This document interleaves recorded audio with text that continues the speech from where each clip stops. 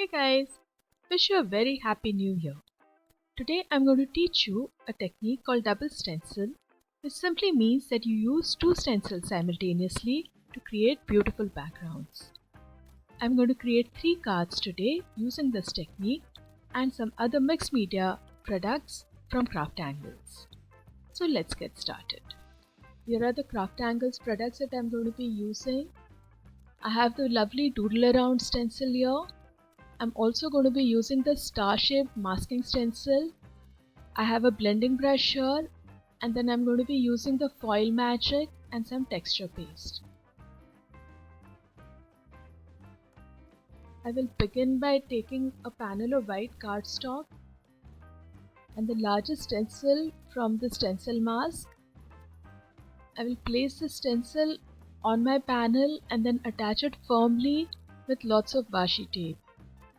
This is very important since we are going to be stenciling through 2 stencils, and I absolutely do not want any chance that my bottom stencil will move while I'm working.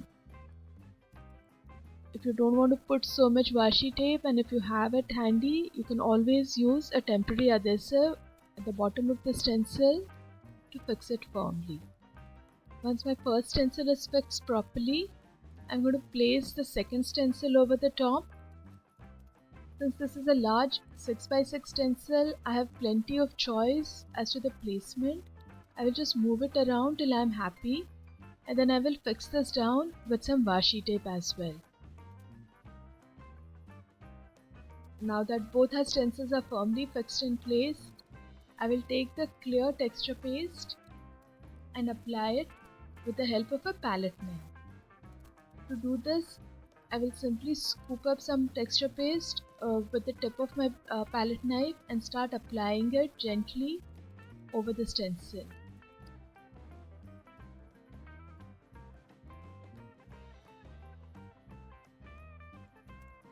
I'll peel the top stencil off and then peel the bottom one off as well, being very careful not to disturb the wet texture paste. Now you'll see that the pattern of the doodle around stencil is there on the card base in a lovely star pattern. Once my panel is dry, which took about half an hour, I will replace the star stencil over it and again fix it in place with some washi tape. I also have 2 distress oxide inks here.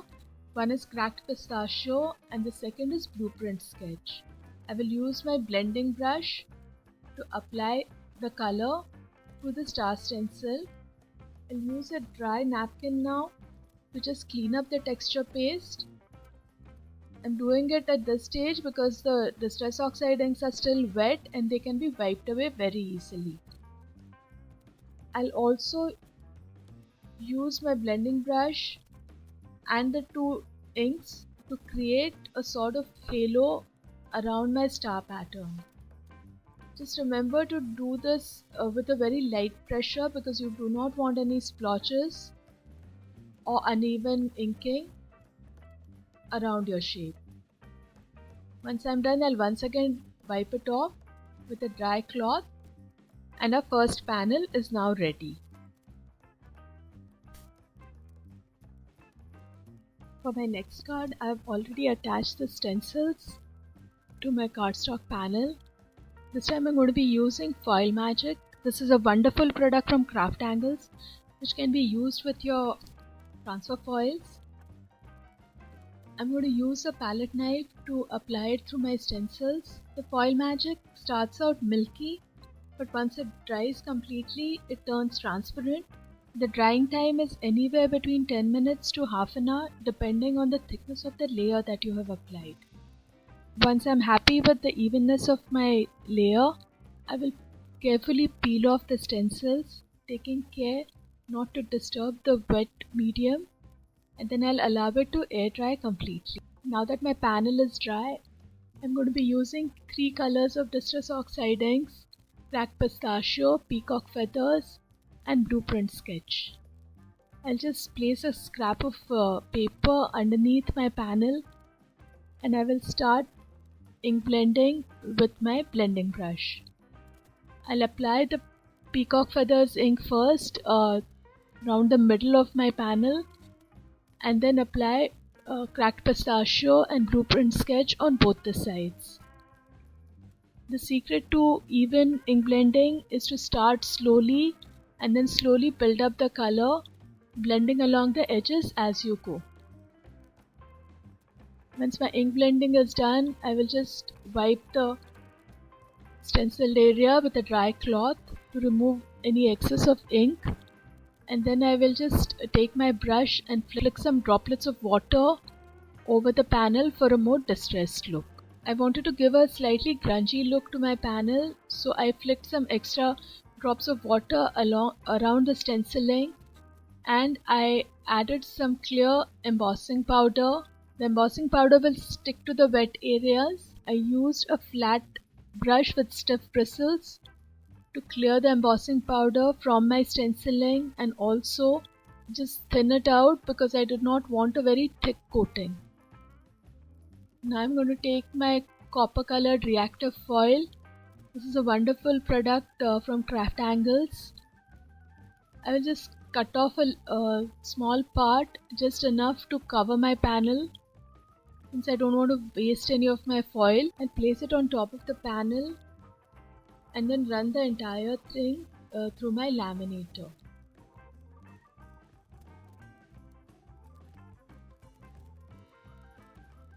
My lamination is done and I will carefully peel the paper away.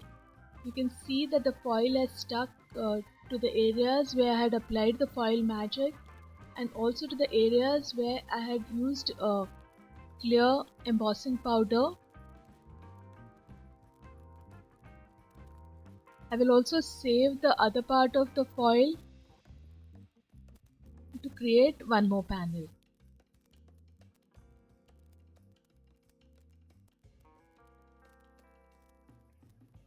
Let's start with our third card. I have attached the stencils exactly like I did it for the first two cards. And now I'm going to take some dye inks. I'm using pink, purple, yellow and blue. I'll use my blending brush to first start with the pink.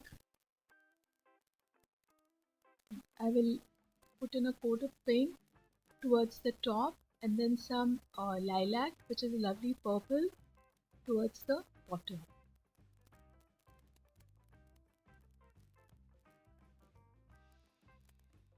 Once the stenciling is done, I will gently remove only the top stencil, which is the doodling around. Just use a dry cloth to wipe all the ink away because I don't want to get any stains on my work.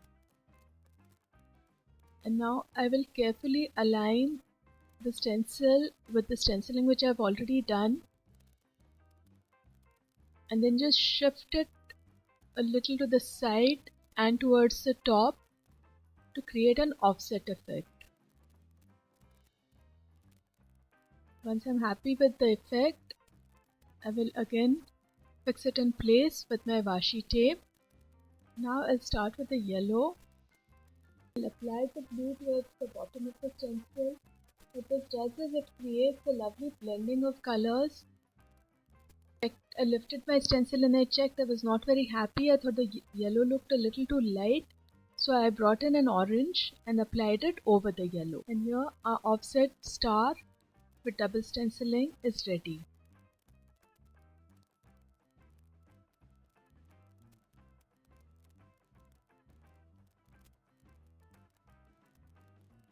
I felt that the card was looking a little plain, so I brought in the mask stencils and I used the smaller stars and inked them with a light hand of grey.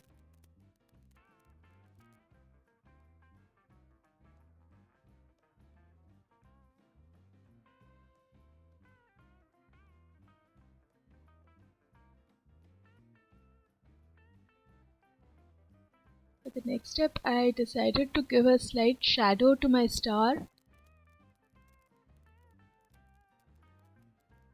So I placed the large star stencil over my inking and then offset it slightly.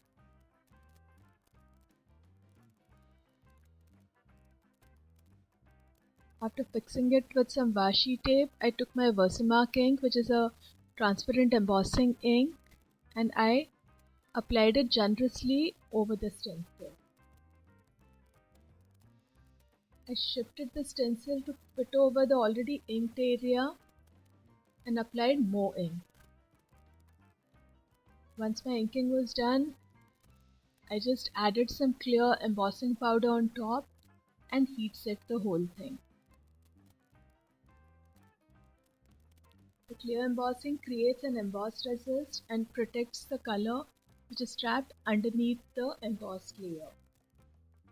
Once my heat embossing was done, I again took the same grey ink and started applying it all over the panel with a very light hand. You need to apply very little pressure at this stage because you do not want to cover up the stars which you've already stenciled. The easiest way to do this is to have a scrap of paper handy and then just press the extra ink off before you touch it to your main panel. Once my inking was done, I used a dry cloth to simply wipe the excess ink away from the heat embossed area. To add some more interest, I smooshed some grey ink on a small acrylic block and then added some flecks of grey all over my card panel.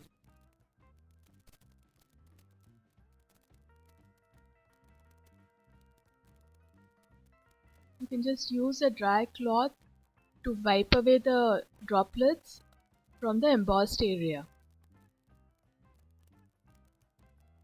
And with that, our third panel is done.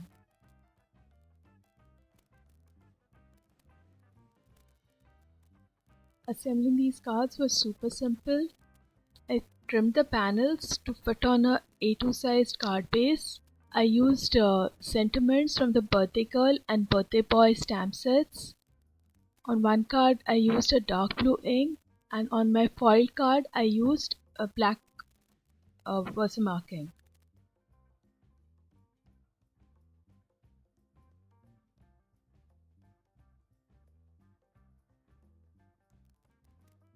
I adhered some fun foam cut to size behind my panels and then used liquid glue to stick them to my card bases. Fun foam takes a little longer to stick properly, so I always like to keep a weight on top of the panel to hold it down and ensure that maximum of the area touches the card base below. I repeated this for both the cards and then allowed about 15 minutes of drying time.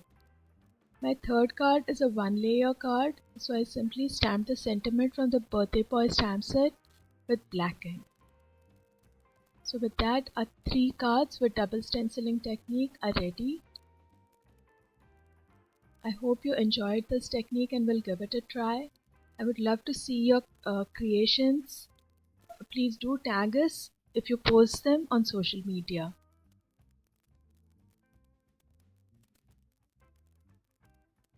Wishing you a very happy new year again and looking forward to having you back on our YouTube channel very soon. Bye.